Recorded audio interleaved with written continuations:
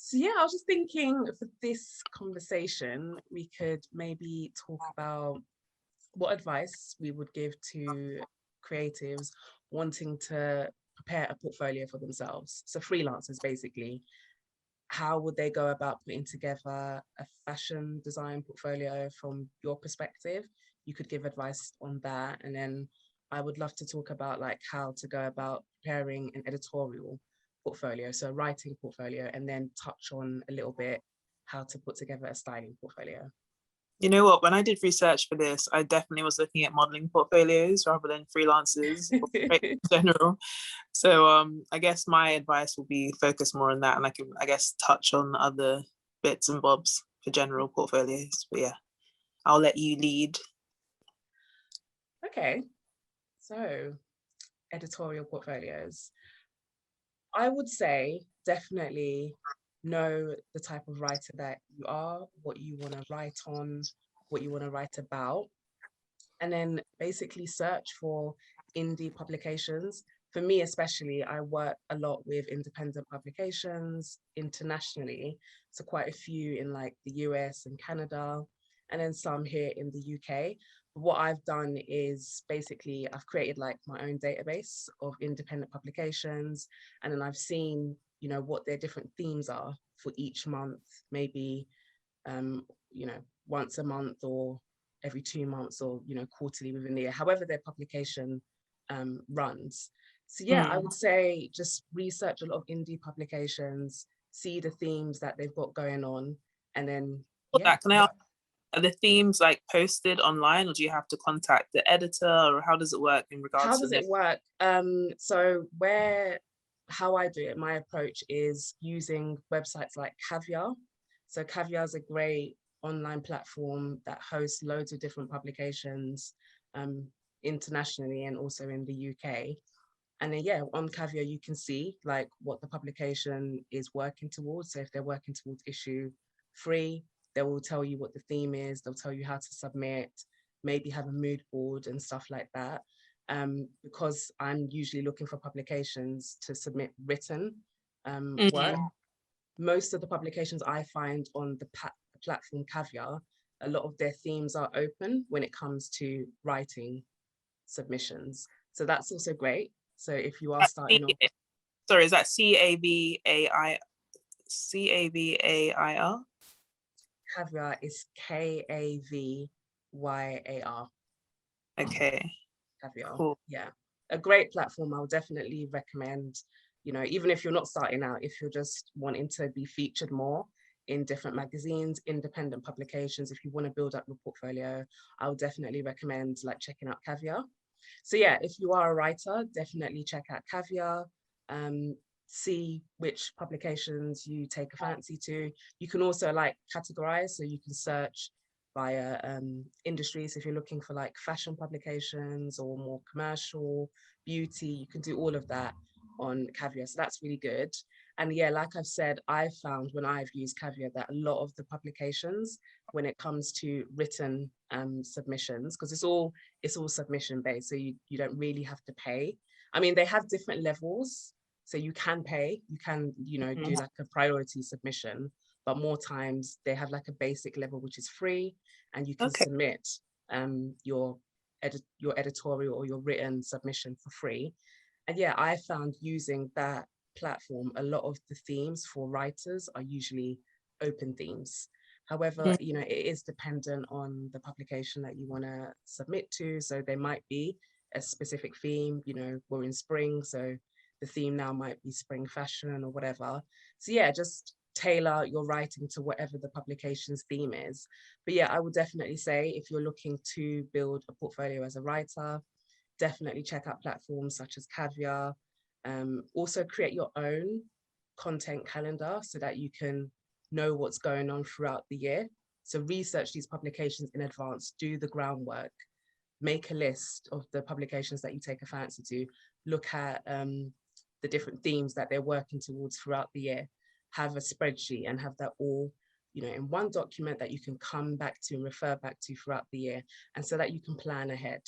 Because as a writer, definitely for me, I mean, yeah, of course, if something is popping off and you want to write about it, maybe you're a blogger or whatever, of course you're just going to do it there and then. But if you can plan in advance and plan ahead, definitely, go down that route. And that's what's great about Caviar. And definitely that's what I found really helpful, is being able to just plan out my year in advance. That's some really great advice, Ivy. I love that. And you're so organized. So I know you've got that spreadsheet and you've got the dates. Yeah. I got that spreadsheet. It's the dates. It's forever changing though, because the more you work with certain publications, you build up a rapport, you build up a relationship.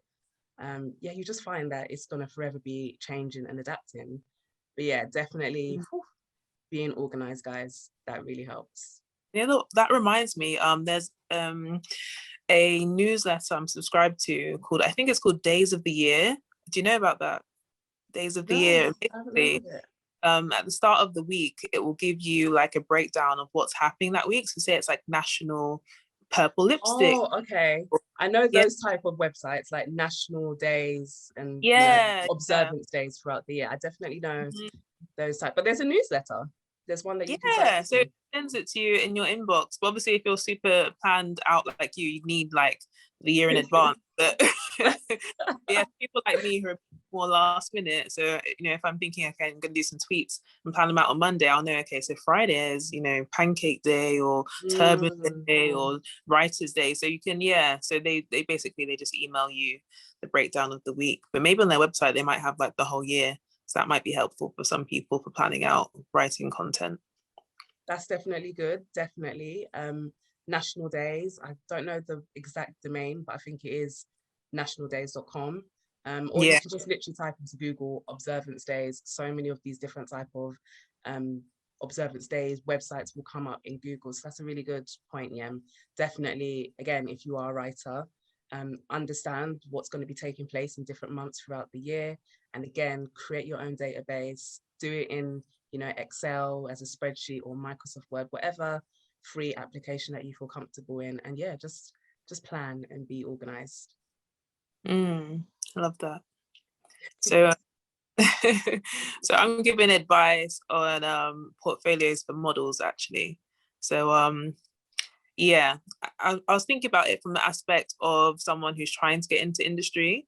I feel like as an aspiring model, I think it's important to build your Instagram. I feel like if you can build a name for yourself, you can even book work directly. But if you want to be under an agency, that's fine. And I heard the agencies days, they do actually like to have a model that actually knows their poses, they know their vibe, and they know what kind of market they're going for, and they have pictures to show that. Of course, if you're starting out, you might not necessarily have a portfolio already. So our time for print talk, which was the week before, would be really good because you can find out how you can actually start building your portfolio to present yourself.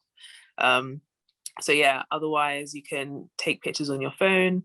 I think it's really important to show who you are. So having very minimal makeup so they can see, your skin, your features, your face, have your hair pulled back, wear something form-fitting, and present yourself. And I always say to models that I meet on set, I'm just like, go for a walk-in, like find out when the agency is open, look on their website and present yourself. That's the best way to sell yourself, is in person.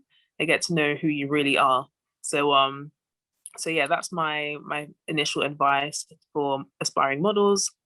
Find out, I think, go to models.com, go there, try and aim for the top reputable agencies, and then just see when the walk-ins are.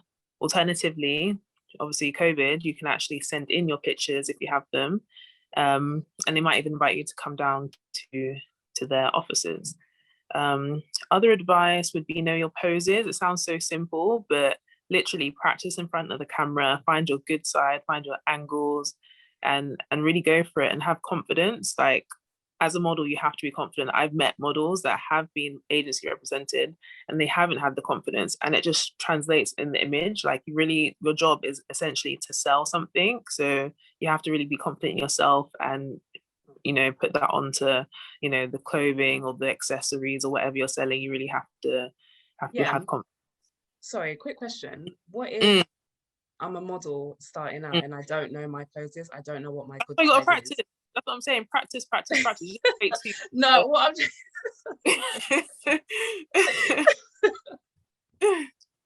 So I mean is like, if I wanted to yeah, of course, practice. Now I feel Mm. you, but what if I wanted to, like, I don't know, go to some type of library where I can see a whole heap of poses that I want to practice? Would you recommend just Google searching it, or is there like websites and Yeah, like pick up places? magazines, like go through Okay. Vogue or ID or Dazed or whatever, or go on I don't know, Google fashion editorial, like Okay. just look Cool. what's out there already.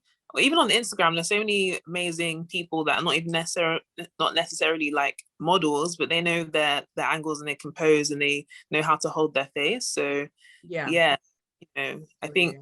I think people know what looks good. So try to take inspiration from that and maybe get advice from your friends and family, like, you know, does this picture work? And what do you think of this? And yeah, that's what I'd say. But yeah, I think just practice. That's it. Practice makes perfect at the end of the day. Because if you want to be in front of the camera, then you need to know these things. It saves a lot of time. A team will really appreciate you if you can just snap it together and pull your face or your body in the right way immediately. It just saves money because we're not going to be in the studio as long. Photographers don't have to stay as long. Everything moves faster. And that was another thing that I was going to say with being a model, like be slightly early or on time. Like time is money. So arrive with like a positive attitude, you know, be happy to be there. Because and I don't really want to be that person, like be happy to be there, feel, you know, be appreciative. But it makes such a difference when you and me as a designer, sometimes also styling, it can be very stressful, like bringing the clothes, preparing everything. And the last thing you want is, you know, a model to stroll in with attitude. Like you want, you know, greet the team when you arrive, be happy. And even with clothes as well, it's just like you are there to sell this garment. Even if you don't like it, don't make that apparent. Like this is about the garment and it's not really about you and how you want to wear it, you know. All I this is agree. Yeah. No, sorry, I was just gonna say I mm, really agree. And definitely just to add on to your point, I do think it's obviously it's important for everybody on set to have a personality and to be involved. But I do feel like there does need to be a level of professionalism. And like you said, even if you're a model and you're wearing something and you're thinking, oh my God, this is bloody shit, like what have they got me in? Don't make it so obvious, like still keep your professional hat on. And like you said, you're there to model at the end of the day. It's you haven't really come to hear you talk too tough. We've come to, have you yeah, that's model garments, you know? So I yeah, totally like agree with you. same, same with like makeup. It's just like you may do your makeup differently at home and that's perfectly fine, but here we have an idea of how we want you to look for this, you know, image. So don't worry about it. People, if they see you looking a bit crazy, this is what you're paid to do and it wasn't a choice. So it's someone else's vision, don't worry. But yeah, just come with good energy, know your poses, be Mm, early. You know, also some team members may not like you being on your phone, so try to kind of limit that. If you do want to be taking selfies, maybe just ask the team, like, do you mind if I take a few pictures? And that's another thing. Maybe you know, the makeup or the hair or the clothes, maybe it's something where the designer or the team don't want the images to be out yet, so don't post anything without asking permission. And yeah, just be respectful of time. So yeah, that was my kind of advice for models that are starting out. To summarize, practice poses, practice angles, build your Instagram, show, you know, what you can do, have a clear idea of what you want to do. If you want to be a runway model, if so, then you need to be uploading reels, videos, showing yourself walking, you know. If you want to be more of a commercial model, show that in the clothes that you're wearing and trying to sell. What else? Glamour. If glamour is your thing, you know, get your lingerie on, show your assets or whatever. show show your, do you know what I mean? Show your savage Fenty. I don't know, but do you know what I mean? When you go to yeah. an Instagram, I don't really like it if you're saying you're a model, Mm-hmm. and you're a runway model, and I don't see any walking, or you say you're a high You're so fashion confused. and you're selling Primark. Like, stick to your genre, and that way you'll be able to sell yourself better to an agency. Because when you sign with an agency, they're going to know where they can place you. Yeah. So, you know, show yourself in your best light for that. Direct yourself for that. you know, some people are like hand models, so you could just have an Instagram focus on like your amazing hands manicured and whatever. There's actually so many different subcategories of modeling, so just know your niche and, you know, show that on your IG. And then I don't know so much, if I'm honest, comp cards and stuff. Now when you do go to walk-ins, I don't know if agencies are expecting you to have comp cards, but at least, you know, if you have your Instagram, you can direct them there. And like I said, show up minimal makeup, show up showing your figure, if it's going to be like maybe a cami vest and high waist jeans. Also bring a pair of heels to walk in. And yeah, and if you do have challenges building a portfolio, you can do time for print, contact photographers or maybe university students that might be happy to shoot you so you can build your portfolio. If an agency is you, they do have photographers on their kind of roster that do like their test shoots. So yeah, that's my advice for building your modeling portfolio.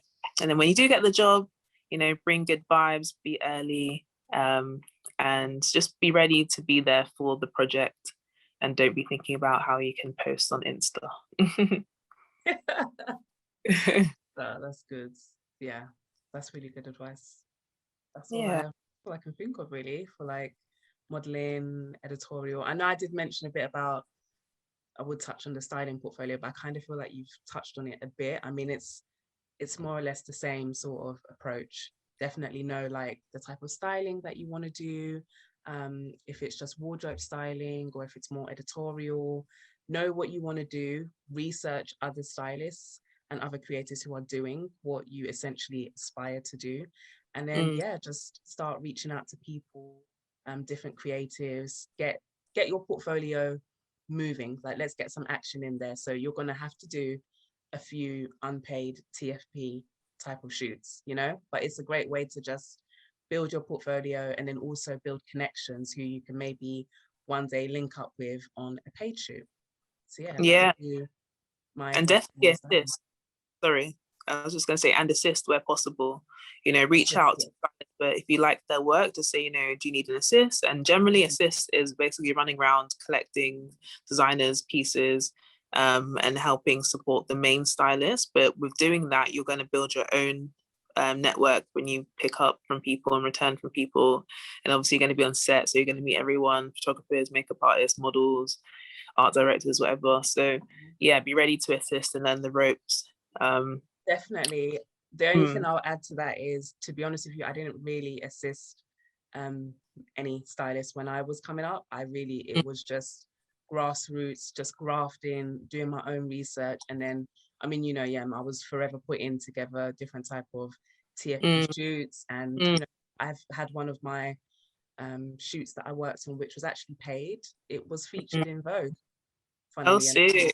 So that was after years of grinding, after proper years of grinding and being featured in loads of different indie publications, just doing, you know, photo shoots for the sake of doing photo shoots to build up a portfolio and to learn the ropes of how a stylist should behave on a shoot. You know, what type of equipment should I have with me? You know, what is bound to happen. Can you run through that, actually? Can you run through your set bag for stylists? Yeah. So when I was styling, in my set bag, I would have pins, dress pins, safety pins, hair clips, hairspray, makeup wipes, a lint roller. I would also have a steamer, spare hangers, bras, which is really random, but yeah, I would have bras. Obviously, I wouldn't be able to get many sizes, but I could, you know, you can get just those like sort of sports bra thingies that are nude. They usually go with most complexions. Tissues, dustpan and brush, bin liners. I had my styling bag was pretty huge. I'm not gonna lie to you guys. Sounds like a styling suitcase. Yeah, it was. I didn't travel light, but you just, again, going back to what I mentioned a bit earlier, you just can never predict what's gonna happen. But only after, you know, doing many shoots, I was like, do you know what? It might rain. You know, she might get some dirt on this outfit, so actually I need to have maybe a spare, you know, leggings or a spare trousers or a spare top. And then of course dress pins, safety pins. I also had pegs. Okay, that makes sense. I carry pegs. Yeah. And bulldog clips. They also come in handy. Bulldog clips, pegs. hair bands, you know, makeup wipe remover, bras, you know, endless shoes. Yeah, it was more of a styling suitcase than a styling bag, but you have to be prepared, you have to be That's it. organized. And yeah, like it's fun. It's a lot of work and it can be frustrating at times, especially when you as a stylist are organizing the shoots and you're just trying to get everybody on board. And sometimes some people are not as enthusiastic as you, but just know why you're doing it and, you know, the reason behind essentially why you're doing it.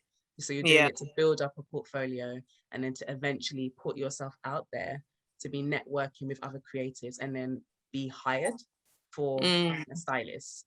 And you Yeah. know, work your way up. Again, one of the shoots I styled ended up in Vogue. It was a small little photo, but you know what? A win's a win. It's still Vogue, you know? Oh, So yeah, which Vogue was it? British Vogue. And it was in 2017. Do you know Mm. what? It was the cover that I think Cara Delevingne was on. I'll see if Okay. I can send you like a screenshot of the cover. Yeah. But I was, Cool.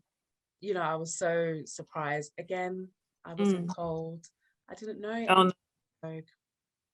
oh, okay. Maybe we shouldn't touch on that. But yeah. I mean, I eventually I was, because that's why I can talk about it now. But yeah, What you're me saying, you're not and subscribed to Vogue? You wouldn't just happen to stumble across it? I think so. Like me and the photographer who I worked with at the time, like she was like, "Oh, do you know the shoot we did? It got featured in Vogue," and I was like, "What?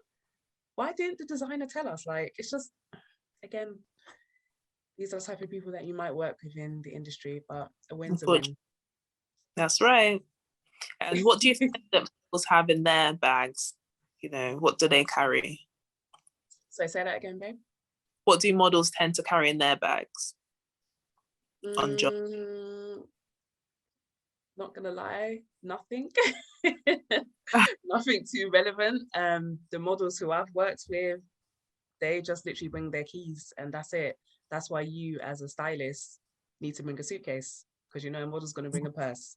So I mean, it would be helpful.